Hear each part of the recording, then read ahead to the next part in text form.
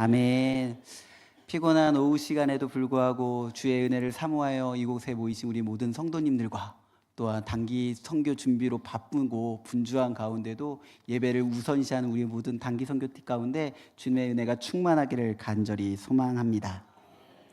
한 시골 교회에 피아노가 있었습니다. 근데 이 피아노의 소리가 매우 이상하여서 찬양을 부를 때마다 많은 사람들이 난감해야 했습니다. 그래서 성도들은 저 피아노를 빨리 버려야 되는데 어떻게 하지? 라고 고민하기도 하고, 또 저걸 어떻게 고칠 수 있겠어? 라고 하며 불만 섞인 말들도 내뱉기 시작하였습니다. 그러던 어느 날 한 조율사가 그 피아노를 밤새도록 만지기 시작하였습니다. 그리고 다음 날 주일 아침에 놀라운 일이 일어났습니다. 모든 음이 이상하였던 그 피아노 소리가 새롭게 탄생되어진 것입니다. 너무 아름다운 소리로 모든 성도들이 찬양을 하고 그것으로 말미암아 교회 안에 기쁨과 즐거움이 넘쳤습니다. 그리고 모든 예배를 마치고 나가는 성도들의 입에서 이제 우리 교회 피아노도 부활했어 라는 기쁨의 소식이 있었다고 합니다. 사랑하는 성도 여러분, 오늘 말씀을 통해 우리의 삶 가운데도 하나님의 부활이 가득 넘쳐나기를 원합니다. 그리고 그 말씀을 통하여 우리 안에 기쁨이 넘쳐나기를 원합니다. 이스라엘은 이 시편 126편은 이스라엘의 포로 생활과 관련된 시편입니다. 이스라엘의 포로 생활은 소망도 없었고 기쁨도 없었습니다. 하지만 하나님께서 그들을 다시 바벨론에서부터 예루살렘으로 돌려보내실 때에 그들의 삶은 다시 조율되어지고 웃음과 기쁨이 넘쳐났습니다. 이것은 단순히 역사적 사건이 아니라 예수 그리스도의 십자가의 부활을 예표하는 사건이기도 합니다. 오늘 말씀을 통하여 우리의 눈물과 고통도 그리스도 안에서 반드시 구원과 회복의 선물로 바뀌는 놀라운 반전이 생길 것을 기대하고 소망하는 마음으로 이 말씀을 듣는 우리 성도님들이 되어지기를 주님의 이름으로 축원합니다. 시편 126편의 표제어는 성전에 올라가는 노래입니다. 이 성전에 올라가는 노래는 총 15편인데 그 중에 7번째 시가 오늘 126편입니다. 저자나 배경 등은 아주 정확하게 알 수는 없으나 단지 알 수 있는 것은 1차 포로 기한 이후에 지어진 시가 아닐까라고 많은 학자들이 생각하고 있습니다. 간단하게 이 126편을 좀 분석해 보자면 1절에서부터 3절까지는 포로 기한의 때를 회상하며 감격과 기쁨을 노래하고 있고 4절에서부터 6절까지는 예루살렘 공동체가 온전하게 회복되어지지 않은 것을 바라보며 하나님께서 이 공동체를 회복시켜달라는 간구와 함께 미래에 분명히 반드시 하나님께서 회복시킬 것을 소망하며 하나님을 찬양하는 노래로 구성되어져 있습니다. 오늘 말씀의 1절부터 조금 다시 한번 살펴본다면 1절의 말씀에는 이렇게 쓰여져 있습니다. 여호와께서 시온의 포로를 돌려보내실 때에 우리는 꿈꾸는 것 같았도다. 지금 시인은 과거의 어느 날 도저히 믿기지 않던 그 날을 회상하며 하나님을 찬양하고 있는 것입니다. 포로 생활을 하던 이스라엘을 귀환시키신 분이 하나님이시며 그때 자신의 삶 가운데 일어났던 모든 일이 꿈꾸는 것 같았다라고 고백하는 것이죠. 역사적으로 보면 이스라엘 백성, 바벨론의 포로로 잡혀갔던 이스라엘 백성을 그 예루살렘으로 다시 돌려보낸 사람은 바벨론 왕 고레스입니다. 그렇지만 이 시인은 오늘 이 시편을 통하여서 이 일이 고레스에 의해서 이루어졌지만 그 모든 뒤편에 이 모든 일을 주관하셨던 분은 하나님이심을 고백하고 있는 것입니다. 모든 것을 잃고 낯선 땅에 포로로 끌려가 절망적인 나날을 보냈던 이스라엘 백성.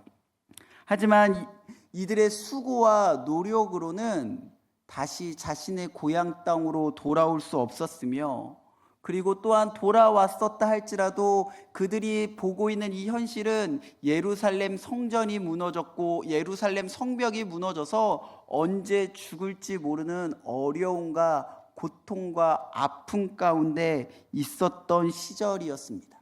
그럼에도 불구하고 하나님께서는 모든 것이 다 끝났다라고 생각하던 그때에 포로들을 귀환시키시고 그 땅에 성전을 다시 세우시며 성벽을 재건하는 놀라운 일을 이루시기 시작하셨습니다.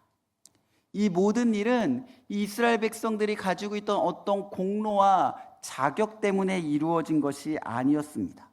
전적으로 하나님의 주권과 은혜의 역사였습니다. 포로 생활을 하던 이스라엘 백성에게는 이 모든 일이 도저히 믿기지 않는 꿈만 같은 이야기였던 것이죠. 그 순간 그 모든 감격을 오늘 시인은 꿈꾸는 것 같았도다라고 고백합니다. 역사상 가장 위대한 회복이었으며 구원의 모습이었던 것입니다. 포로 기한의 은혜를 경험했던 이스라엘 백성에게 기쁨이 넘쳤습니다.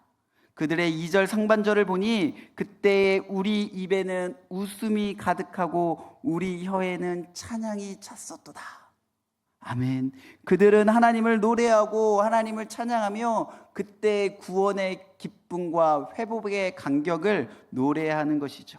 본국으로의 귀한 소식을 들은 이스라엘 백성들은 벅찬 감격 속에서 외치지 않고는, 주님을 찬양하지 않고는 견딜 수 없는 기쁨에 사로잡혀 있었던 것입니다.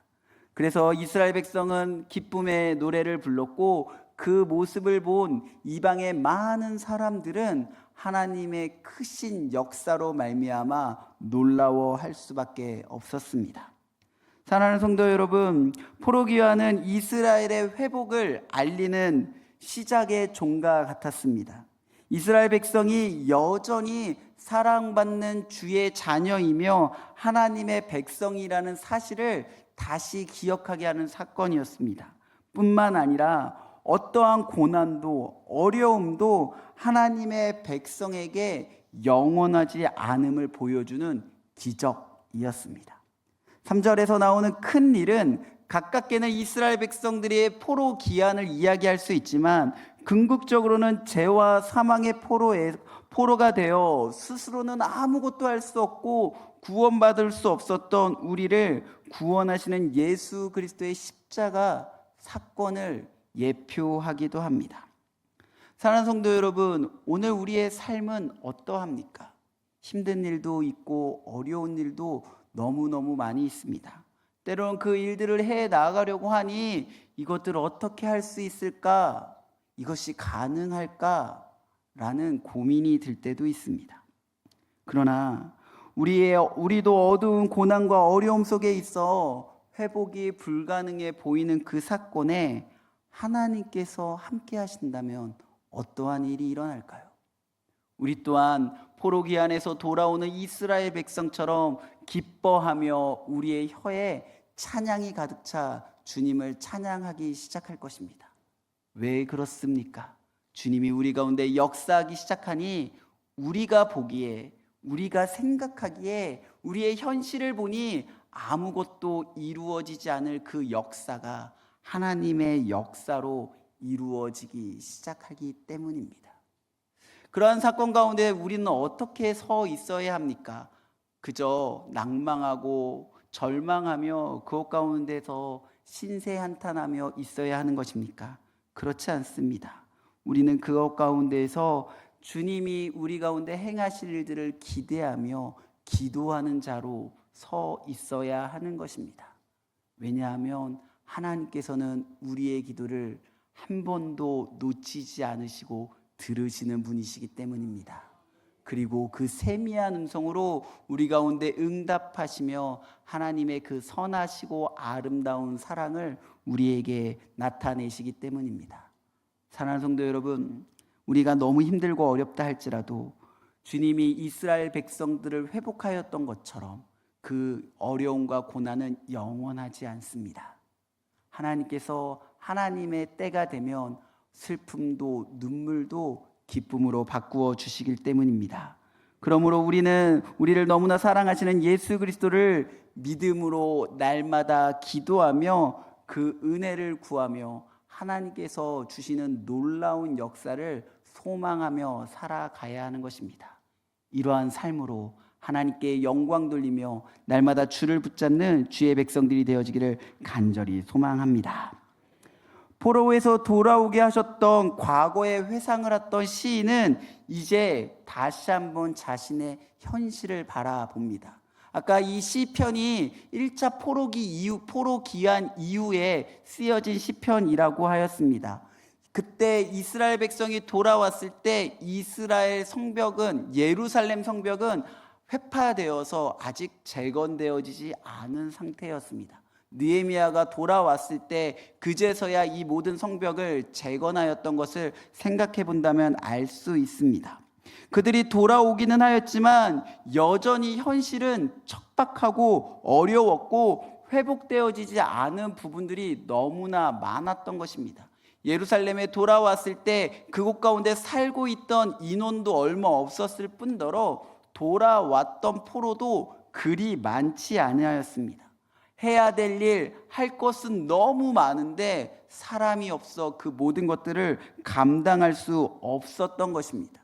그런 모습에 시인은 4절에 이렇게 고백합니다. 여호와여, 우리의 포로를 남방 시내들 같이 돌려보내소서 하고 간구하고 있습니다. 그들의 현실은 남방의 말라버린 시내처럼 절망적이었던 것입니다. 어떻게 무엇을 하려고 해도 할 수 없었던 것입니다. 그럼에도 불구하고 남방 시내들 같이 돌려보내달라고 간구하고 있는 이유는 그 말라버린 시내가 우기가 되면, 다시 말하면 하나님께서 그들에게 이른 비와 늦은 비가 되면 그곳 가운데 물이 가득하며 꽃들은 만발하고 모든 것이 새롭게 변화되어지는 것들을 시인은 알고 있었기 때문입니다. 마치 지금은 포로 행렬이 끝나서 멈추어져서 누구도 돌아올 것 같지 않은, 그리고 현실의 성벽은 무너져 있고 무엇인가 하려고 하면 사람도 부족하고 모든 것들이 부족한 그때에 하나님께서 은혜를 베풀어 주시면, 하나님께서 이곳 가운데 역사하시면 이 모든 것이 새롭게 되어지고 회복되어지며 완전하게 되어질 것을 지금 시인은 고백하며, 하나님, 우리의 현실은 이렇지만 주님께서 이곳 가운데 이른 비와 늦은 비 하나님의 은혜를 부어주시면 현실에 모든 것이 끊어졌던 것 같은 이 현실 가운데서 하나님의 은혜로 회복되어질 수 있습니다 라고 고백하고 있는 것입니다. 그래서 시인은 5절과 6절을 통하여 당장 눈에 보이는 것이 없을지라도 오직 하나님을 바라보며 눈물로 씨를 뿌리는 삶의 현실을 노래하고 있는 것입니다. 5절과 6절은 그저 간구만 하고 있는 그런 모습이 아니라 실제로 나의 삶 가운데서 이러한 삶을 살겠다라는 결단이기도 한 것입니다. 우리 5절과 6절 말씀, 아주 유명한 말씀이니 함께 읽어보도록 하겠습니다. 눈물을 흘리며 씨를 뿌리는 자는 기쁨으로 거두리로다. 울며 씨를 뿌리러 나가는 자는 반드시 기쁨으로 그 곡식단을 가지고 돌아오리로다. 아멘. 여기서 눈물을 흘리며 씨를 뿌린다라는 말은 단순한 슬픔을 넘어서 극한의 고통과 탄식 속에 내가 머물러 있다는 것입니다. 그럼에도 불구하고 씨를 뿌리는 이유는 무엇입니까? 소망이 있기 때문입니다. 아무것도 없는 곳 가운데 씨를 뿌리는 이유는 하나님께서 주시는 소망이 있기 때문입니다. 또한 씨를 뿌리는 행위 자체는 당장에 그것들 다 거둘 수는 없습니다. 씨를 뿌린다고 해서 다음 날 그 모든 씨가 열매를 맺는 것이 아니기 때문입니다. 씨를 뿌리고 나서 또다시 수고가 있어야 하며 시간이 필요합니다. 그러나 당장 지금 내 앞에 어떠한 성취도 결과도 보이지 않더라도 주님이 뿌리라고 하셨다면 믿음으로 순종하며 그 모든 것을 뿌리며 심겠다라는 믿음의 고백과 순종의 모습을 나타내고 있는 것입니다. 이스라엘의 공동체 현실은 눈물을 흘리며 씨를 뿌릴 수밖에 없는 상황 가운데 있었던 것이죠. 그들이 뿌리고 뿌렸음에도 불구하고 심지어 성전의 기초를 세우고 나서도 그 성전을 세우지 못했던 수많은 세월들이 있었습니다. 그럼에도 불구하고 그곳 가운데서는 하나님 앞에 기도하며 하나님께서 베푸신 그 은혜를 기대하며 눈물을 흘리며 씨를 뿌리는 그 많은 사람들이 있었다는 것입니다. 후에 어떠한 일이 일어납니까? 예루살렘 성벽이 세워지고 스룹바벨이 돌아와서 스룹바벨과 많은 선지자들이 함께 예루살렘 성전을 다시 회복시켜 가는 것입니다. 그때는 보이지 아니하였지만 눈물을 흘리며 하나님의 말씀에 순종하는 사람들로 인하여 예루살렘 성전의 회복과 성벽의 회복이라는 기쁨의 단을 거둘 수 있었던 것입니다. 따라서 오늘 이 고백은 단순히 씨를 뿌리는 것을 넘어서 하나님의 약속을 믿는 자의 인내와 헌신을 보여주고 있습니다. 하나님께서는 이 눈물의 씨앗을 결코 잊지 않으시고 언젠가 기쁨으로, 즉 환호성을 지르며 외치는 큰 기쁨의 추수의 시간을 우리에게 허락해 주신다라는 그 믿음을 가지고 오늘도 씨를 뿌려가는 것입니다. 우리의 삶도 이와 같은 것 같습니다. 우리는 날마다 성공과 안정을 위하여 눈물을 씨를 뿌리지만 그것은 스스로 힘으로 절대로 자라나지 않습니다. 결코 참된 기쁨의 단을 거둘 수 없다는 것을 우리는 잘 알고 있습니다. 그렇다면 우리의 소망은 어디 있습니까? 우리가 이 단을, 우리가 뿌린 이 씨를 거둘 수 있고 추수할 수 있는 그 소망은 무엇입니까? 그것은 우리에게 있지 아니하고 하나님께 있는 것입니다. 하나님께서 은혜를 허락하셨기에 우리는 이것을 거둘 수 있습니다. 하지만 그 거둘 때까지 우리는 묵묵히 인내하며 헌신하며 주님의 뜻을 따라가야 하는 것입니다. 성경에는 이렇게 눈물의 씨앗을 심고 인내하며 참고 기다렸던 위대한 이야기가 기록되어져 있습니다. 바로 우리를 향한 하나님의 깊은 눈물의 씨앗의 추수가 있습니다. 바로 하나님의 아들 예수 그리스도께서 십자가에 흘리신 눈물과 피입니다. 그분은 죄로 인하여 더 이상 아무 소망도 없고 죽을 수밖에 없는 우리를 위하여 이 땅 가운데 한 알의 씨앗이 되어 오셨습니다. 그리고 이 땅 가운데 있었던 그 33년의 시간 동안 이 땅 가운데 우리를 위하여 자신의 삶을 아낌없이 주셨으며 그 마지막에는 자신의 생명까지 아낌없이 주셨습니다. 십자가가 세상의 눈에 볼 때는 가장 미련하고 비참하고 헛된 죽음처럼 보이며 완벽한 실패처럼 보였습니다. 그러나 하나님께서는 그 십자가라는 눈물의 씨앗을 통해 가장 위대하고 꿈 같은 반전을 이루셨습니다.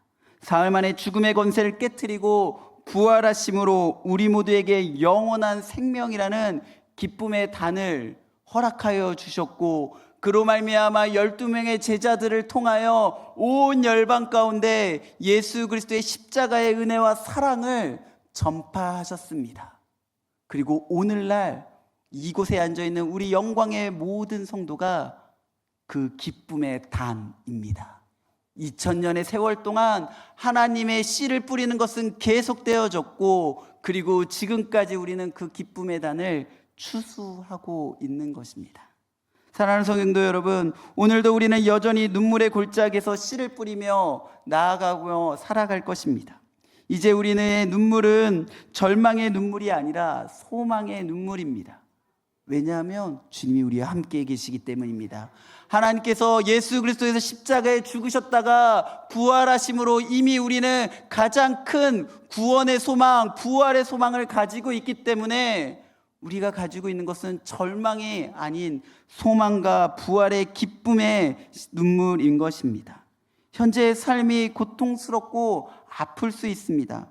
그러나 그것은 영원하지 않습니다. 오히려 그 아픔과 고통을 딛고 일어서서 우리를 새롭게 하신 예수 그리스도를 바라본다면 언젠가 주님께서 말씀하신 그때에 주님이 예비하신 풍성한 기쁨을 추수하는 그날을 경험하게 되어질 것입니다. 사랑하는 성도 여러분, 이미 우리는 이 땅 가운데서 가장 위대한 추수, 예수 그리스도의 십자가의 죽음과 부활을 경험한 사람들입니다. 그렇다면 그 안에서 우리도 반드시 그 기쁨의 단을 거둘 것을 기억하며 주님을 바라보기 원합니다. 특별히 오늘 단기 선교팀이 출발합니다. 단기 선교팀이 그동안 준비하는 동안 많은 힘들고 어려운 시간들도 있었습니다. 그리고 베트남에 가면 또 덥고 힘든 시간들을 겪게 되어질 것입니다. 그곳 가운데서 만나는 많은 사람들이 있을 것입니다. 힘들겠죠. 어렵겠죠. 말도 안 통하는데 무엇이라고 전하기도 어려울지 모르겠습니다. 그러나 그곳 가운데서 내가 만난 예수 그리스도를 먼저 보여주기 원합니다. 나를 사랑하셨던 예수님이 나를 위하여 무엇을 주셨는지 생각한다면 우리가 그들에게 무엇을 주어야 할지 우리는 더 잘 알 수 있을 것입니다. 그리고 다시 일주일 뒤에 이곳 가운데 돌아와 많은 성도들에게 주님의 복음으로 기쁨의 단을 거두었다라는 기쁨의 소식을 전해주는 우리 단기팀이 되었으면 좋겠습니다. 그리고 우리 모든 성도님들도 한 주 이 땅을 살아가면서 우리의 힘과 능력으로 사는 것이 아니라 주님의 은혜로 살아가 우리의 유일한 반석이신 예수 그리스도의 이름을 나타내며 기쁨의 단을 거두고 돌아와 주님께 승리의 소식을 전해주는 저와 우리 성도님들이 되어지기를 간절히 소망합니다. 이 시간 좀 같이 기도하기 원합니다. 특별히 말씀을 생각하며 하나님, 우리가 어떠한 상황 가운데 있다 할지라도 주님을 의지하며 하나님의 역사로 기쁨의 단을 보게 하여 달라고, 기쁨의 단을 추수하게 해달라고 기도하기 원합니다. 그리고 또 하나 기도하실 때 우리 베트남 단기 선교팀을 위하여 기도하기 원합니다. 오고 가는 발걸음 지켜주시고 또한 그곳에서 사역할 때마다 주님의 복음을 온전히 선포할 수 있게 해달라고, 복음의 삶, 예수 그리스도의 모습을 온전히 전하게 해달라고 기도하기 원합니다. 그리고 이제 많은 물품을 가져가면 공항에서 그것을 적발하여 많은 벌금을 매긴다고 합니다. 그러한 일이 없이 무사히 그 모든 공항의 세관과 모든 점검들을 잘 벗어날 수 있게 해달라고 이 세 가지를 위하여, 단기팀을 위하여 또 우리 자신을 위하여 함께 기도하도록 하겠습니다. 기도하시겠습니다. 하나님 감사합니다. 우리 가운데 오늘 말씀을 들을 수 있게 하여 주셔서 감사합니다. 하나님, 이 말씀처럼 힘들고 어려운 가운데에서도 오직 주님을 바라보며 이 땅 가운데서 주님 눈물을 흘리며 씨를 뿌리며 또 기도하게 하여 주시옵고 또한 기쁨으로 그 단을 거둘 수 있게 하여 주시옵소서. 하나님, 특별히 우리 베트남 단기 선교팀 오늘 출발합니다. 하나님, 일주일이라는 긴 시간 동안 그 베트남 땅에서 머물게 되어질 텐데 하나님 은혜를 더하여 주시고 힘을 더하여 주셔서 주께서 주신 그 은혜로 말미암아 온전히 주님께서 맡기신 그 사역들을 감당케 하여 주시옵소서. 특별히 주님 어려움이 준비되어진 가운데 있습니다. 하나님, 하지만 하나님의 역사하심으로, 하나님의 함께하심으로 그 모든 것 가운데 순전하게 지나갈 수 있도록 은혜를 더하여 주시옵소서. 주님 감사합니다. 하나님 아버지 감사합니다. 우리의 모든 삶 가운데 주님께서 함께하여 주실 줄 믿습니다. 그러므로 우리가 눈물을 씨를 뿌리며 기쁨 나아갈 때, 주님을 의지하며 나아갈 때 반드시 기쁨으로 그 모든 것 단을 거두게 될 것을 신뢰하며 나아갑니다. 우리 삶 가운데 날마다 주님을 의지하며 나아가게 하여 주시고 또한 베트남 선교팀 가운데 오고 가는 발걸음 또한 그 안에서 행하는 모든 것을 통하여 하나님께 영광되게 하여 주시옵소서. 감사하며 예수님의 이름으로 기도합니다. 아멘.